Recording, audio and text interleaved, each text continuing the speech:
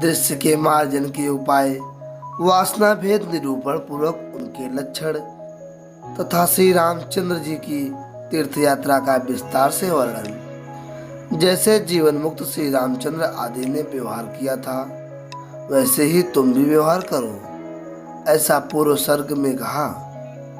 भरद्वाज जीवन मुक्त स्थिति की प्राप्ति के क्रम के वर्णन के श्रवण द्वारा ही श्री राम जी की जीवन मुक्त स्थिति प्राप्ति के उपाय की जिज्ञासा करते हुए पूछते हैं।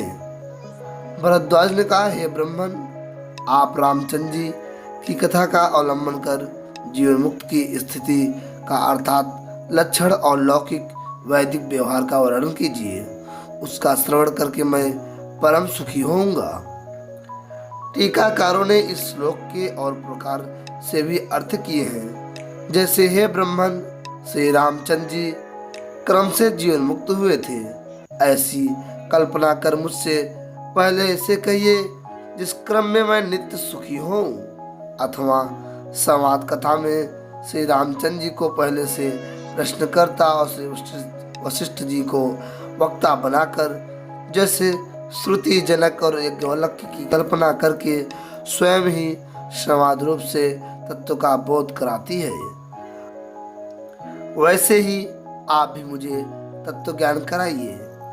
इस प्रकार तत्व रूप से कल्पित दशरथ आदि भी पूर्व रामायण में मूढ़चर्या और मुक्ति का अभाव देखने एवं नित्य मुक्त श्री रामचंद्र जी के तस्य हन देवाश्य नाभूत्यास्ते इत्यादि श्रुति से विरुद्ध शाप मूलक अज्ञत्व आदि के वर्णन से कोई क्षति नहीं है, क्योंकि जैसे भरद्वाज के यो पूछने पर महर्षि वाल्मीकि जी जीवन मुक्ति का लक्षण, स्वरूप, साधन और फल जीवन मुक्त स्थिति का विस्तार करने की इच्छा सुखपूर्वक ज्ञान होने के लिए पहले संक्षेप से मुक्ति का लक्षण और स्वरूप दिखलाते हैं। श्री वाल्मीकि जी ने कहा, वत्स भरद्वाज, जैसे भ्रमवश रूप रहित आकाश में नीले पीले आदि रंगों का भान होता है, वैसे ही अज्ञानवश ब्रह्म में जगत का भ्रम होता है। इसलिए प्रमाण और अनुभव से मैंने निश्चय किया है कि